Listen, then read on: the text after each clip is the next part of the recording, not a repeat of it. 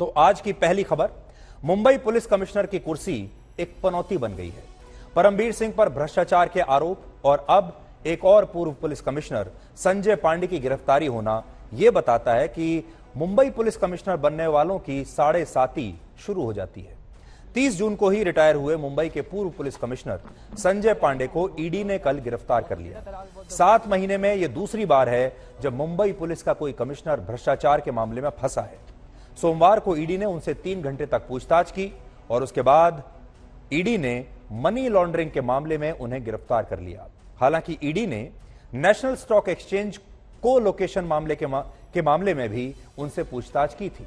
सिर्फ ईडी ही नहीं, सीबीआई ने भी संजय पांडे से 100 करोड़ की वसूली वाले मामले में पूछताछ की है और यह वही मामला है जिसमें महाराष्ट्र के पूर्व गृह मंत्री अनिल देशमुख पहले से ही गिरफ्तार हो चुके हैं। संजय पांडे की गिरफ्तारी के बारे में तो हर अखबार में छपा है, हर जगह आपने इस खबर को देख लिया होगा, पढ़ लिया होगा, लेकिन हम आपको इस कहानी का आज वो पहलू बताएंगे जिसके बारे में कोई बात नहीं कर रहा और यही पहलू सबसे खतरनाक है। संजय पांडे की गिरफ्तारी एक ऐसे केस से जुड़ी है जो बताता है कि प्राइवेसी इज अ मिथ, यानी आपकी निजता आपका एक भ्रम है। संजय पांडे जो काम कर रहे थे वो किसी व्यक्ति की निजी जिंदगी के लिए एक बहुत बड़ा खतरा है। संजय पांडे ने अपनी शक्ति का दुरुपयोग करके नेशनल स्टॉक एक्सचेंज के कर्मचारियों के फोन टैप कराए। आमतौर पर अधिकृत फोन टैपिंग की मंजूरी के लिए एक लंबी सरकारी प्रक्रिया का पालन करना होता है। अक्सर राष्ट्रीय सुरक्षा के मामलों में फोन टैपिंग की जाती है, लेकिन मुंबई के पूर्व पुलिस कमिश्नर संजय पांडे की प्राइवेट कंपनी ये काम बिना किसी रोक टोक के अपनी मर्जी से कर रही थी। संजय पांडे ने वर्ष 2001 में पुलिस सेवा से इस्तीफा देकर आईसेक्स सर्विसेज प्राइवेट लिमिटेड नाम से एक आईटी फर्म बनाई थी। इस फर्म को एनएसई की पूर्व मैनेजिंग डायरेक्टर चित्रा रामकृष्ण ने 12 करोड़ रुपए में सिक्योरिटी ऑडिट का काम दिया। चित्रा रामकृष्ण भी इस समय जेल में है। आईसेक्स सर्विसेज प्राइवेट लिमिटेड को एनएसई सर्वर और सिस्टम की जांच करने का काम मिला था, लेकिन ऑडिट करने के नाम पर संजय पांडे की इस प्राइवेट कंपनी ने एनएसई कर्मचारियों की फोन टैपिंग शुरू कर दी। वर्ष 2009 से 2017 के बीच, यानी करीब 8 साल तक एनएसई के कर्मचारियों की निजी बातचीत एक प्राइवेट कंपनी के पास रिकॉर्ड हो रही थी और उन्हें इस बारे में पता भी नहीं था। इस बातचीत को कोई भी सुन सकता था, जिसे चित्रा रामकृष्ण ने फोन टैपिंग का ठेका दिया था। उन पर एनएसई की संवेदनशील जानकारियां लीक करने का आरोप है। एनएसई की पूर्व प्रमुख चित्रा रामकृष्ण और रवि नारायण के खिलाफ पहले से ही सीबीआई जांच चल रही है।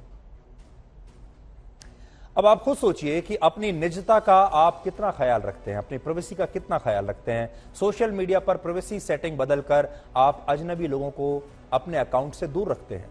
अकाउंट प्राइवेट करके दोस्तों की लिस्ट में आप बहुत सोच समझकर लोगों को शामिल करते हैं।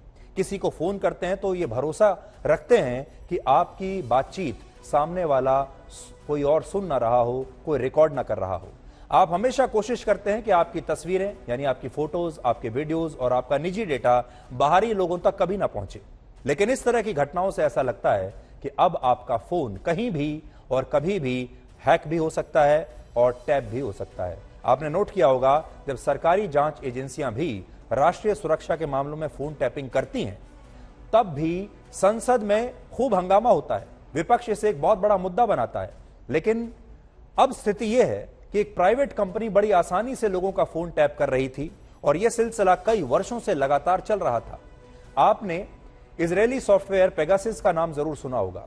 पेगासस एक जासूसी सॉफ्टवेयर है जिसका काम है किसी भी व्यक्ति के फोन में मौजूद जानकारियों में सेंध लगाना। पेगासस को लेकर संसद में बहुत हंगामा भी हुआ था और पेगासस के इस्तेमाल का आरोप लगाकर विपक्ष ने सरकार को घेरने की कोशिश की थी। पेगासस के इस्तेमाल को निजता के अधिकार का हनन तब बताया गया था, लेकिन नेशनल स्टॉक एक्सचेंज के कर्मचारियों की जासूसी पर आज कोई चर्चा नहीं हो रही। मुंबई के पूर्व पुलिस कमिश्नर की एक प्राइवेट कंपनी एक सरकारी संस्था के कर्मचारियों की जासूसी कर रही थी। इस पर कहीं भी कोई हंगामा नहीं हो रहा। मुंबई की यह घटना बताती है कि फोन टैपिंग आजकल कितनी आसान हो गई है और आपको भी नहीं पता होगा कि आपका फोन कहीं किसी कोने में शायद सुना जा रहा होगा, आपकी बातचीत कहीं किसी ऑफिस में नोट की जा रही होगी और बहुत मुमकिन है कि यह काम कोई सरकारी संस्था नहीं बल्कि कोई प्राइवेट कंपनी अपने फायदे के लिए कहीं कर रही हो।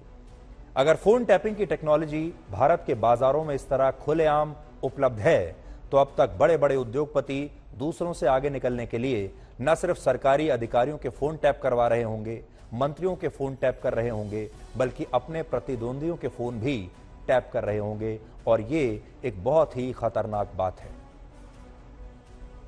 दावा तो यही किया जाता है कि मुंबई पुलिस में सिपाही नहीं बल्कि सुपर कॉप्स होते हैं, लेकिन सच्चाई यह है कि मुंबई पुलिस के कॉलर उतने भी साफ नहीं जितना वो दावा करती है।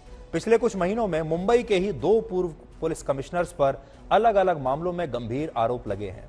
और केवल ये 2 बड़े अधिकारी ही नहीं, बल्कि 2003 में मुंबई के पूर्व पुलिस कमिश्नर RS शर्मा को 3000 करोड़ रुपए के फेक स्टैंप पेपर घोटाले में गिरफ्तार किया गया था। इस घोटाले को आप तेलगी स्टैंप घोटाले के नाम से भी जानते हैं। एक और पूर्व पुलिस कमिश्नर परमबीर सिंह पर 100 करोड़ की वसूली करवाने का आरोप है। उन्होंने पूछताछ में बताया था कि महाराष्ट्र के तत्कालीन पूर्व गृह मंत्री अनिल देशमुख के कहने पर इंस्पेक्टर सचिन वाजे के साथ मिलकर यह काम शुरू किया गया था। पूर्व पुलिस अधिकारी सचिन वाजे को मुकेश अंबानी के घर के बाहर बम प्लांट करने के आरोप में गिरफ्तार किया गया था और उन पर भी रंगदारी के आरोप लगे। इससे पहले आपको याद होगा, दया नायक और प्रदीप शर्मा जैसे एनकाउंटर स्पेशलिस्ट के ऊपर अंडरवर्ल्ड से सांठगांठ के आरोप लगते रहे हैं और उन्हें भी गिरफ्तार किया गया था।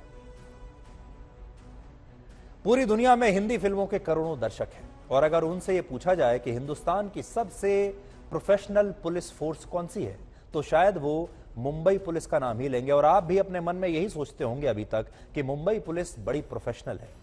हिंदी फिल्मों में मुंबई पुलिस के जवानों की छवि ऐसी बनाई जाती है जिसमें वो फर्ज के प्रति ईमानदार दिखाई देते हैं। आपने सिंघम, सूर्यवंशी और सिम्बा जैसी तमाम ऐसी फिल्में देखी होंगी जिसमें मुंबई पुलिस के अफसर निडर, कर्मठ और उसूलों के पक्के दिखाई देते हैं। सिंघम जब स्क्रीन पर आता है तो दर्शक ये मान लेते हैं कि मुंबई पुलिस के जवान सिंघम जैसे ईमानदार होते होंगे। मुंबई पुलिस की ये छवि बनाने में हमारे हिंदी फिल्मों का एक बहुत बड़ा हाथ है। मुंबई हिंदी फिल्म इंडस्ट्री का केंद्र है। ये एक बहुत बड़ी वजह रही है कि फिल्म इंडस्ट्री के बड़े बड़े हीरो मुंबई पुलिस के साथ अपने संबंध कभी बिगाड़ना नहीं चाहते थे और इन संबंधों में गहराई लाने के लिए हर साल मुंबई पुलिस का एक इवेंट होता है जिसका नाम है उमंग। इस उमंग इवेंट में भी फिल्म इंडस्ट्री के बड़े बड़े कलाकार स्टेज पर आकर परफॉर्म करते हैं, वो भी बिल्कुल फ्री। इसके अलावा ये फिल्मी कलाकार अक्सर ट्वीट करके मुंबई पुलिस की तारीफों को पुल बांधकर अपना आभार भी अक्सर जताते रहते हैं, कहते रहते हैं कि मुंबई पुलिस बहुत प्रोफेशनल है, बहुत शानदार काम कर रही है, कई जगह करती भी होगी। देश की जनता खाकी वर्दी पर बहुत विश्वास करती है। खाकी का काम सिर्फ सुरक्षा देना नहीं है, खाकी का काम भरोसा देने का भी है। अब आप कल्पना कीजिए कि पुलिस कमिश्नर जैसे पदों पर बैठे बड़े अधिकारी जिनका काम होना चाहिए कि वो भ्रष्टाचार को रोकें, फोन टैपिंग अगर अवैध रूप से हो रही है तो उसे भी रोकें।